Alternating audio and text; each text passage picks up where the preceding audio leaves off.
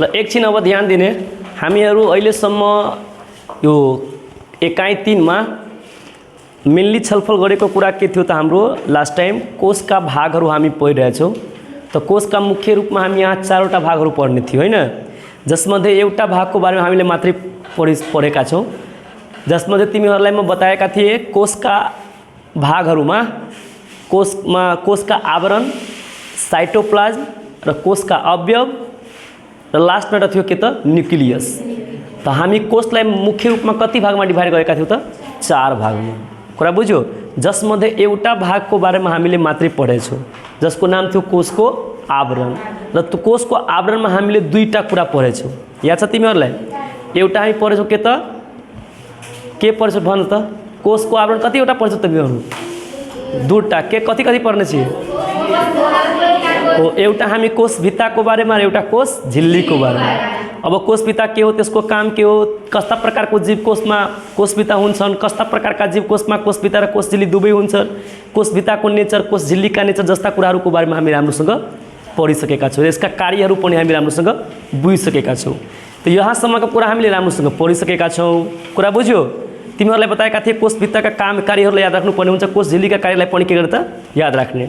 Direct तिमीलाई कोषको आवरणको कुरा यदि भन्छ नि, कोषको आवरणको काम लेख्नको लागि भन्छ त हामी कोष भित्ताको पनि लेख्न सक्छौँ, कोष झिल्लीको पनि लेख्न सक्छौँ। तर तिमीलाई तोकेर भन्छ कि कोष भित्ताको काम लेख्नको लागि हैन त मात्रै हामीलाई कोष भित्ताको भन्नुपर्ने हुन्छ, त्यहाँ कोष झिल्लीको भन्नु पर्दैन। कुरा बुझ्यो बुझेन? एकछिन अब है त अब हामी कुरा गर्छौँ के को बारेमा त? एकछिन नबोल्ने। अब हामी कुरा गर्छौँ मेनली के को बारेमा त? साइटोप्लाज्म। के को बारेमा त? किनकि पहिलो हामी कोषका आवरण पढिसकेका छौँ, आज हामी कुरा गर्छौँ साइटोप्लाज्मको बारेमा। त साइटोप्लाज्म के हो यसलाई तिमीहरूलाई म सिम्पली भाषामा सम्झाउन चाहन्छु।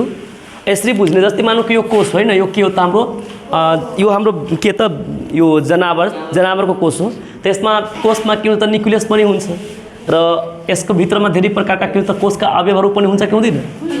हैन, धेरै प्रकारका मतलब यसमा पदार्थहरू रहेका हुन्छन्, यसका भित्र भएका धेरै प्रकारका अवयवहरू हुन्छ। यसलाई हामी के हो त कोष भित्ता भन्छौँ। यो हाम्रो बिरुवा जनावर कोषमा के हुन्छ त कोष झिल्ली हुन्छ सबभन्दा बाहिरी भाग, र बिरुवावालामा के हुन्छ त कोष भित्ता हुन्छ।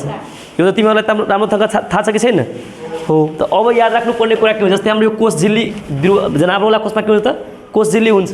यदि हामी बिरुवा कोषको पनि कुरा गऱ्यौँ, मानौँ कि बिरुवा कोषको पनि यदि कुरा गऱ्यौँ भने यो भित्र बाहिरबाट पनि त कोष भित्ता हुन्छ र त्यसको भित्रमा एक स्टेप भित्रमा कोष झिल्ली हुन्छ कि हुँदैन भन्छ?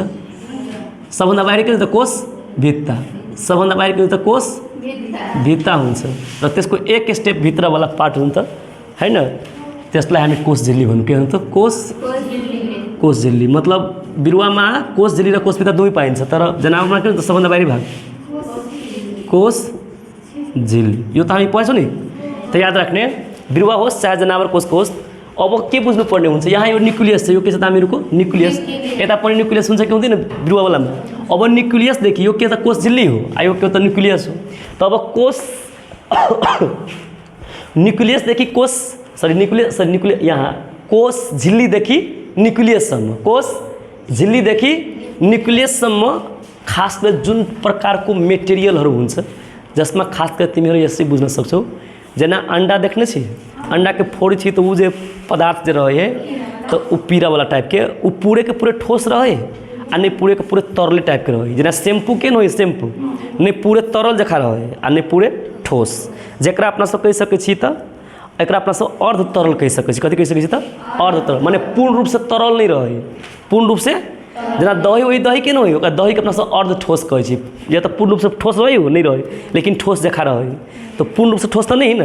तो एक लगी किनका किनका अथी टाइप के रहे, किनका किनका मतलब अहाँ मतलब छुबी तक बता कि टूट गए नहीं, तो ओहन प्रकार के चीज के अर्ध ठोस कहे छी।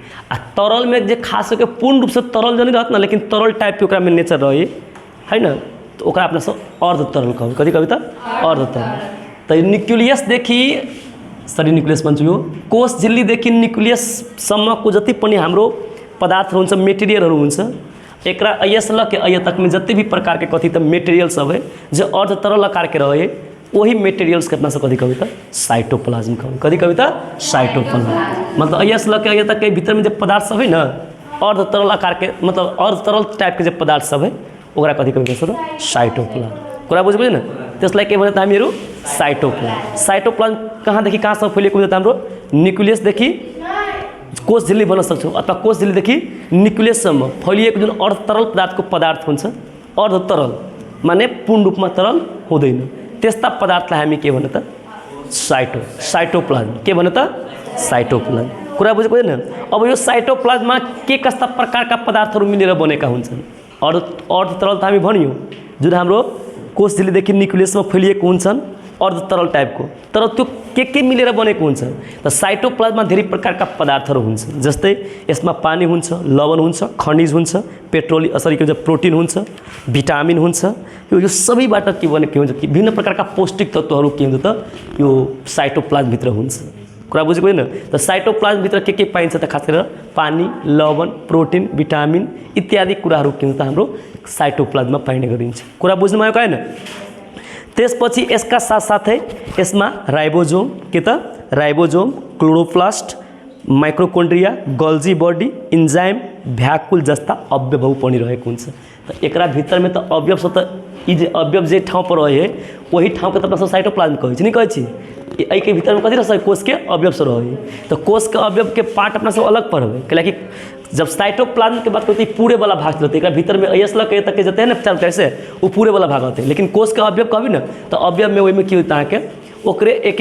एक अपना सब पढ़बे अवयव में लेकिन साइटोप्लाज्म करना के मतलब कही होता है कि ऐसा के तक पूरे पार्ट सब चलते तो याद रखो साइटोप्लाज्म केकरा कहल अपना सब तो न्यूक्लियस सॉरी कोष झिल्ली से न्यूक्लियस तक के भाग के केन भाग है तो अर्धतरल कहता के अर्धतरल जे प्रकार के जे टाइप के जे पदार्थ है ओकरा अपना कभी कभी तो साइटोप्लाज्म कभी कभी तो साइटोप्लाज्म ई भगले साइटोप्लाज्म बुझली कि बुझली ई सब भगले आके साइटोप्लाज्म एकरा भीतर में विभिन्न प्रकार के पदार्थ जना पानी लवण प्रोटीन विटामिन जेहन प्रकार के पदार्थ रही एहि के साथ साथ एकरा में की रही त कोष के अवयव सबसे रही जना राइबोसोम माइक्रोकोन्ड्रिया गल्जी बॉडी है ना प्लास्टिड ई सब खास करके कत रही के सब साइटोप्लाज्म में रही कत रही के साइटोप्लाज्म बुझली कि नहीं बुझली कोष झिल्ली देखि कहाँसम्म फैलिएको हुन्छ त न्युक्लियससम्म त कोष झिल्ली देखि न्युक्लियसमा फैलिएको अर्धतरल पदार्थलाई नै के भन्ने त के भन्ने साइटोप्लाज्म के भन्ने त अब साइटोप्लाज्म भित्र के रहेको हुन्छ भन्ने कुरा मलाई भन्नुपर्छ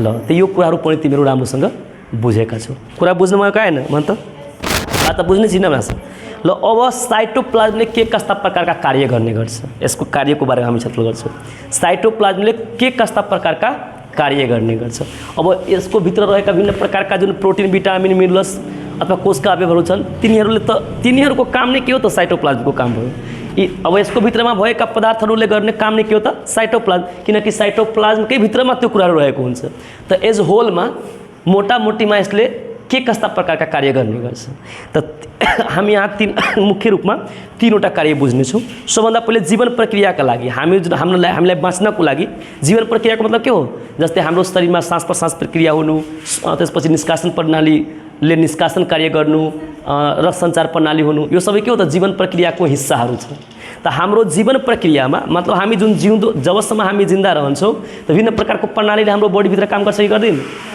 हो त त्यही जीवन प्रक्रियामा का लागि जति पनि आवश्यक जीव रसायन के हो त रासायनिक प्रतिक्रिया हुन्छ त्यो केमा हुन्छ त साइटोप्लाज्मभित्र हुन्छ अपना सबके जिएका लागि जति प्रकारके कथी होइ त के जीव रासायनिक प्रतिक्रिया चली भीतर में मतलब जिएका लागि जे प्रतिक्रिया भीतर में चलि रहल उ सब कत होइ त के साइटोप्लाज्म हो रहल कथी होइ त साइटोप्लाज्म अब साइटोप्लाज्म मान के चलो ये एक बॉडी मान के बॉडी के पार्ट है तो बॉडी के पार्ट है तो अहू में कोष होते कि नहीं होते आ में कोष होते तो अहू में मान के चलो कथी कही तो कोष झिल्ली होते कि नहीं होते कोष झिल्ली न्यूक्लियस होते कि नहीं होते तो न्यूक्लियस लगे कोष झिल्ली तक के भाग के अपना सब साइटोप्लाज्म तो वो साइटोप्लाज्म होते कि नहीं होते तो वो होते कि नहीं होते से कहूँ तो जीवन मतलब हर एक पार्ट में अपना सब की चीज़ सब पौते कोष तो हर एक भाग में पवी कि नहीं पवी आई तो कोष के भीतर के बात सब पढ़ रहा समझ तो जीवन प्रक्रिया में की होते अपना सबके विभिन्न प्रकार के जीव रासायनिक प्रतिक्रिया यहाँ के कथी में तो साइटोप्लाज्म में होते रही कथी में होते रही के साइटोप्लाज्म तो सबसे तो जीव मतलब आदमी के जिए के लगी जीवन प्रक्रिया प्रवाह करे के लगी की होता है कि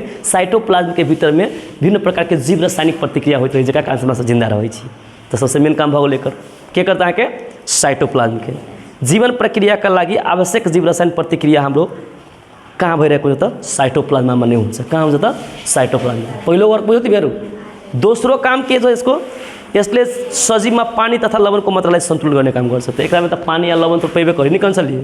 तो शरीर सजीव सबके शरीर में पानी के देखो पानियों लवण के मात्रा बेसी हो रहा है तो खराबे बात हो गई। तो लवण के आ पानी के कथी करी ता कि बैलेंस बना के रखी, संतुलन बना के रखी। के करी काम ता के साइटोप्लाज्म। तो दूसरो काम के भयो इसलिए हाम्रो बॉडी में लवण जना लवण होने को नुनीलो पदार्थ कुरा बुझे कोई ना। तो अपना सबके बॉडी में लवण के आ पानी के कथी करी ता के संतुलन बना के बैलेंस बना के रखी। ऐसे क्यों अपना सबके बॉडी स्वस्थ रही। बात समझ में आल। दोसर का भाग गए। तेसर का में अपना सबके इसलिए कोष का अवयवलाई पनि आश्रय दिन्छ। अब कहूँ तो कोष के अवयव के घर कत है साइटोप्लाज्म। तो आश्रय देना के मतलब कथी भऽ गेलै ओकरा जगह दिलकै। केकरा जगह दिलकै कोष के अवयव के। आई बगल भी कहीं कृत बात बुझबे नहीं करतौ कतौ कतौ बाजि देतौ। साइटोप्लाज्म एकटा घर जका भेलै। केकर घर भेलै त कोष के अवयव के। कैला कि कोष के अवयव सब तो वही साइटोप्लाज्म में रही न। तो कोष का अवयवहरूलाई आश्रय दिने काम पनि कसले गर्यो त साइटोप्लाज्म। देखो तीनटा काम के अपना तरीका से बुझो, रटे के तरीका से नहीं बुझो। सबसे पहले कथी कहलिए अपना सबके शरीर के भीतर में जते प्रकार के जीव रासायनिक प्रतिक्रिया होइत रहे उ सब कत होई अहाँ के साइटोप्लाज्म। पहलका बात बुझले कि नहीं से कहू अहाँ सब रटित रहे छी ओइ चीज के। रटे के बात नहीं हम तीन गो चीज के बढ़िया जगह विश्लेषण करके समझा देली। तो अब अपना तरीका से लिखिए। एग्जाम में तो सब पूरे के पूरे एकदम कथी कहूँ अहाँ सबके तो पूरे देखे के टेंशन होइत रहे। ये चीज़ सब रटे वाला हाईवे नहीं करे। हम बायोलॉजी के बात पढ़ल तो अहाँ के चीज़ के बुझे पड़ते। साइटोप्लाज्म सबसे पहले दिमाग में थिंक पड़ती कत रही। तो कत रही तो साइटोप्लाज्म रही यहाँ के न्यूक्लियस लके कोष झिल्ली तक के बीच के और तरल पदार्थ है ना। ओकरा वही पार्ट के कथी कहै होता है साइटोप्लाज्म कहै। तो साइटोप्लाज्म के भीतर में जीवन रासायनिक हरेक प्रक्रिया अहाँ के चलित रही। जीवन जिए के लगी जीवन प्रक्रिया में एगो ई भऽ गेल। दोसर कथी कहलिए कि लवण के शरीर में लवण के पानी के मात्रा के संतुलन बना के रखी। ये सब याद करे वाला बातें नहीं है। झूठे कहाँ सब दिमाग लगाबैत रहे छी। तेसर काम कथी कहलिए केकरो आश्रय दे। केकरा दे तो कोष के अवयव सबके। तो कोष के अवयव के आश्रय दे वाला काम से करी। तो तीनटा काम भेले कि मिल सके। तो यो थियो हामीहरुको के त साइटोप्लाज्म के बारे में। के कहल तो साइटोप्लाज्म कोष के दोसर का भाग पढ़ली। पहलका में कथी पढ़ने चली कहियो त कोष के पहलका भाग में कथी पढ़ने चलिए कहियो। कोष के पहलका भाग कथी चलिए जमा चारटा भाग में पहलका भाग कथी पढ़ने चल साइटोप्लाज्म। कोष के पहलका भाग पढ़ लिया साइटोप्लाज्म। साइटोप्लाज्म पढ़ ली कथी पढ़ ली कोषभिता पढ़ ली कथी पढ़ ली साइटोप्लाज्म पढ़े छी कथी पढ़ ली लड़की कोष के आवरण पढ़ ली। ई सब तो सब मूर्ख महा चपाट सब चला ले। ये घोष घोष के शुरू में ये चैप्टर पढ़ावे से अभी तो पढ़ने कहलिए नहीं कहलिए। सबसे पहले का भाग कथी कोष के भित्ता है। कोष को आवरण है। दूसर का कथी पढ़ लिए तेसर का पढ़बे कोष का अवयव आ चौथा में पढ़बे न्यूक्लियस। तो सब ओकरा के भीतर में पढ़ी। माइक्रोकॉन्ड्रिया सब तो कोष के अवयव में पढ़ी है। ओकरा बारे में तो पढ़बे करबे। पहल का आवरण दूसर का साइटोप्लाज्म तेसर का अवयव आ चौथा न्यूक्लियस। अब ओकरा भीतर में भी पढ़बी ना। जेना कोष के आवरण में दूटा पढ़ ली। कोष के आवरण कथी पढ़ ली कोष भित्ता कोष झिल्ली आ साइटोप्लाज्म में मोटा मोटी में बहुते कुछ एकेटा में दऽ देलकै समेट के। आ तब कोष के अवयव पढ़बे तो कोष के अवयव में एते पढ़बे फेनु जेना माइक्रोकॉन्ड्रिया गल्जी बॉडी कथी कहै छै ओकरा बहुत प्लास्टिड है ना राइबोसोम ई सब पढ़बे केकरा में भीतर में होइ छै। ई सब कोष के अवयव सब में कथी पढ़बे तो कोष के अवयव में। आ तै पर लास्ट में पढ़बे कथी तो न्यूक्लियस। आ न्यूक्लियस के जमा चारटा पार्ट पढ़बे तब जाके चैप्टर खत्म हो। बात समझ में आ गया। कथी पढ़े पड़ती केना से तो कम से कम बुझे पड़ली ना। ये सब तो सब रही पगलबी जखा करे न्यूक्लियस पढ़े पीतला रहे ले। तेसरो नाम गए सके हामीहरू कोष को जमा चारवटा भाग तो मुख्य रूप में। तेसरो में के कोष को अवयव। तीन नंबर कथी ताके कोष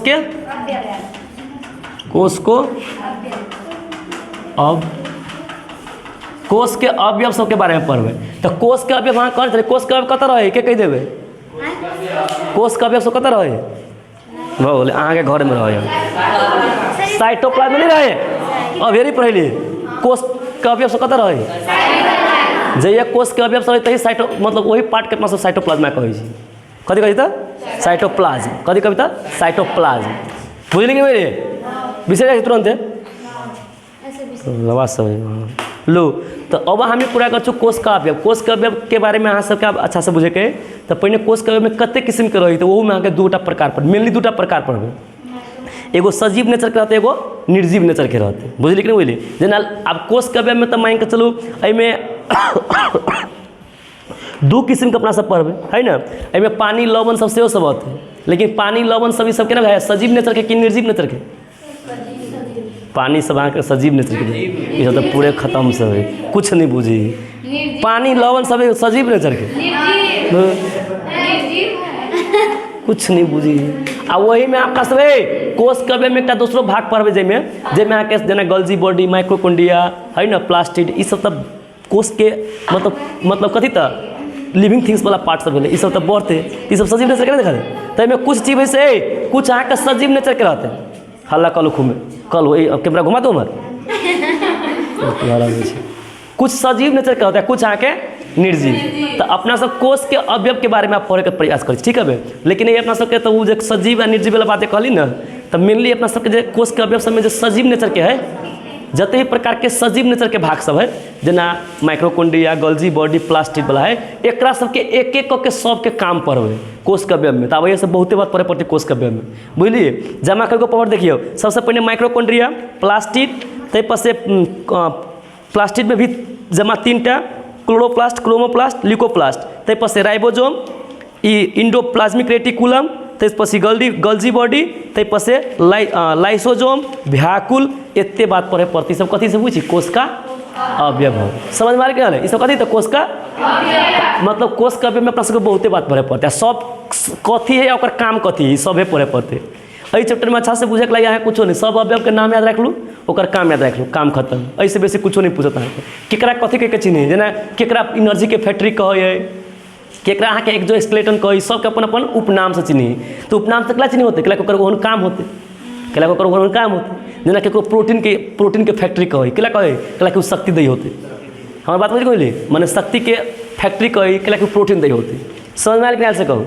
तो सबके अपन अपन काम है आ सब अपन अलग अलग आकार के है अलग अलग मात्रा में पावे यही ओकर काम कथी है हमारे बात बुझ रही छी। सब कोष के भीतर में पाए वाला कोष तो बहुत सूक्ष्म नहीं हुई और भीतर में चीज सब कते छोटका छोटका होते सोचू ना हमारे बात बुझ रही नहीं बुझ रही कि चलू सबसे पहले अपना बात कर आप कोष के अवयव सब में कुछ बात सब परिचय वाला बात आ तैपर से एक एक करके सब के बारे में पढ़बे नहीं बुझलिए जेना माइक्रोकोन्ड्रिया अभी तक कहली यहाँ के कनिका काल पहले। तो आप एक बारे में वही बुझे से पहले कोष के अवयव के बारे में कुछ बात अपना से बुझ ली। तो कोष के अवयव अपना सब बुझे के लिए कनिका काल पहले सब कहनी चलिए ल कोष भीतर रहे का वस्तु कोष का अवयव कोष के भीतर में जितने भी प्रकार के पदार्थ सब है वही सब कथी के कोष के अवयव सब है। एज होल में कहली है इस लगे तक अपना साइटोप्लाज्म कहली है लेकिन एकरा भीतर में जो रहे वाला पदार्थ सब है अवयव ओकरे कोष के अवयव कह समझ रही ल कोष का अवयव दुई प्रकार का माने कई प्रकार के तरह के दू प्रकार के अवयव सब है। एगो जैविक माने जिंदा वाला कि मरल वाला आ एगो अजैविक पता जरा में निर्जीव के लक्षण जरा में कहते हैं कि निर्जीव के लक्षण रहते हैं कथी के लक्षण रहता है। तो अब कोष का कथी प्रकार के होते दुई प्रकार के जैविक र अजैविक एउटा जैविक अवयव र एउटा अजैविक लो। तो जैविक अवयव जीवित प्रकृति का हुन्छ नामे से नाम थारे हम पहिनो करें यहाँ सबके जैविक अवयव केहन प्रकृति के रही प्राकृतिक माने कथी गुण ओकर ओहन नेचर रहते ओहन गुण रहते।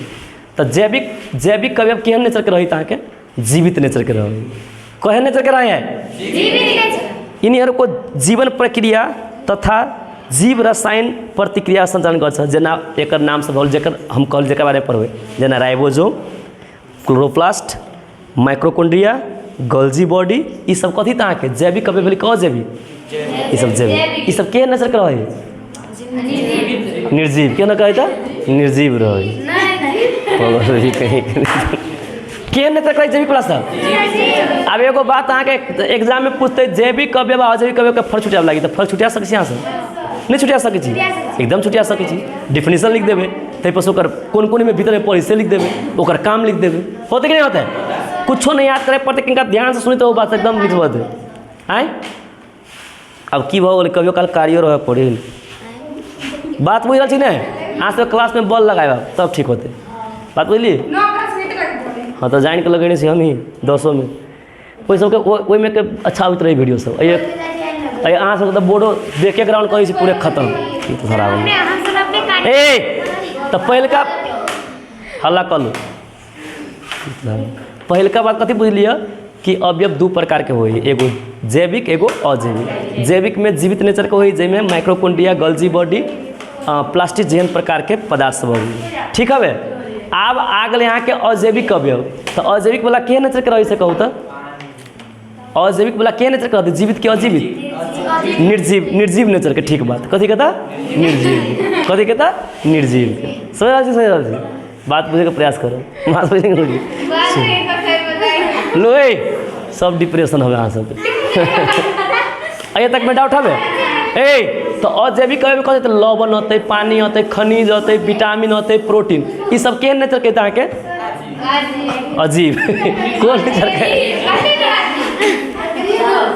कुछो से कुछो बोले जीव के उल्टा अजीब ए चलो चलो पूरे शांत हो जाओ वहाँ से तो अजैविक होने को खास करके के भयो तो हामीहरु को जुन हाम्रो यस्ता अवयव जुन अवयवमा के हुन्छ निर्जीव नेचर का हुन्छन् जसमा लवण पानी र विटामिन जस्ता प्रकारका वस्तुहरू आउँछ कुरा बुझ्यो होइन अई के बाद देखो की कहने यहाँ के यिनीहरू पनि जीव रसायनमा इहो सब की करी त अपना सबके जीवन प्रक्रियामा सहयोग करी कि नहीं करी प्रोटीन चाहिए कि नहीं चाहिए लवण चाहिए कि नहीं चाहिए चाहिए कि नहीं से कहू तो पानी चाहिए कि नहीं चाहिए तो जेना अहाँ के जैविक अवयव से अपना सबके जीवन प्रक्रिया में सहयोग करी है सेम वही प्रकार से अजैविक अवयव सब भी अपना सबके शरीर के लगी कथी तो इम्पोर्टेंट पार्ट है कैलाकि इहो सब जीवन प्रक्रिया में कथी करी तो सहयोग करी समझ में आके जीव रसायन में कथी करी तो के प्रयोग करी मतलब सहयोग करी समझ में आके से कहू तो ल त्यसपछि यिनीहरू कोष यिनीहरू परिमा के हुन्छ यिनीहरूमा के हुन्छ विभिन्न प्रकारको बायोकेमिकल रिएक्सन द्वारा शक्ति उत्पादन गर्ने गर्छ बात समझ में के पानी चाहबे करी लवण चाहबे करी प्रोटीन चाहबे करी विटामिन चाहबे करी तो सबके द्वारा अपना शरीर में कथी उत्पन्न होते ताकि एनर्जी शक्ति उत्पन्न होते तो कहे करती भ गए कि कोष के अवयव सब में से जे जैविक अवयव से हो आ जे अजैविक से हो ये दुनू मिल के अपना सबके बॉडी के कथी करी ताकि शरीर में शक्ति प्रदान करे वाला काम करी आ विभिन्न प्रकार के जीवन प्रक्रिया में कथी करी ताकि सब सहयोग करी के सब तक ओरा कथी कहबे अवयव कथी त अवयव गुड कथी त कोष का अवयवहरू केहरू त कोष का अवयवहरू के गर्छ त जीवन प्रक्रियामा जैविक रसायन प्रतिक्रियामा यसले विभिन्न प्रकारको सहयोग गर्छ र हामीलाई जीवित रहनमा र हाम्रो शरीरमा भएको विभिन्न प्रकारका प्रणालीहरूलाई नियमित रूपमा कार्य गराउनमा पनि के गर्छ यसले त मद्दत गर्ने गर्छ कथी त अवयव माने कुछो या कुछो बजु वहाँ पागल भी कहीं बात बुझल छी भाषा नहीं बुझबी तो ओना करबा आते न कथी कह चाह रहल छी चीज पर ध्यान दे पड़ते समझ रहल छी कहते अहाँ के कोष का अवयव को हमरो कोष में कोष का अवयव का के महत्व छ तो नहीं लिख देबे अहाँ सब जैविको वाला लिख देबे अजैविको वाला लिख देबे महत्व नहीं है कि बेकार तो फेंक देबे चलो अब सबसे पहले कोष के सुनो सबसे पहले कोष के अवयव सब में अपना सब बात करबे केकरा बारे में तो माइक्रोकोन्ड्रिया माइटोकोन्ड्रिया के बारे में अब एकरा कथी कहे छै तो power house of the cell कहे एकरा कहे को अथी कोष के अहाँ के कोष को शक्ति को केंद्र कहे कथी कही अहाँ के कोष को शक्ति को केंद्र power house of the cell आप कैला कहे एकरा बारे में बहुत सारा बात सब पढ़बे एहि के अलावा अहाँ के आरो अवयव सब के बारे में पढ़बे तो सब अपना सब दोसर क्लास में करबे ठीक है अभी तक अपना सब कोष का अवयव कई प्रकार के होई कथी कथी होई एकर महत्व कथी इत्यादि बात सब बुझली अभी तक में कहीं डाउट हवे आ सके हैं दू प्रकार के नहीं पढ़ले कोष का एकटा भ गेलै जैविक एकटा भ गेलै अजैविक तो जैविक में होलै ये सब जे परविशेष सब आ अजैविक में पानी लवण खनिज पदार्थ सब चलल समझ नहीं सका होता है अभी तक में कहीं डाउट हवे आ सकौ ल अब भोलि को क्लास में अब हामीहरू कोष का अवयवहरू को एक एक गरेर सबैको बारेमा पढ्छौं कुरा बुझ्यो अहाँ के ओहो के खास कथी से गरेर बुझि जैविक अवयव को पढ्यो कि अजैविक अवयव के कहू खास करके कथी के पढ़बै जैविक अजैविक के बारे में नहीं पढ़बै पढ़ता जैविक मतलब प्रोटीन सब के पढ़बै कि माइक्रोकोन्ड्रिया प्लास्टिक सब के तो जैविक अवयव के एक एक करके सब के बारे में ओकर काम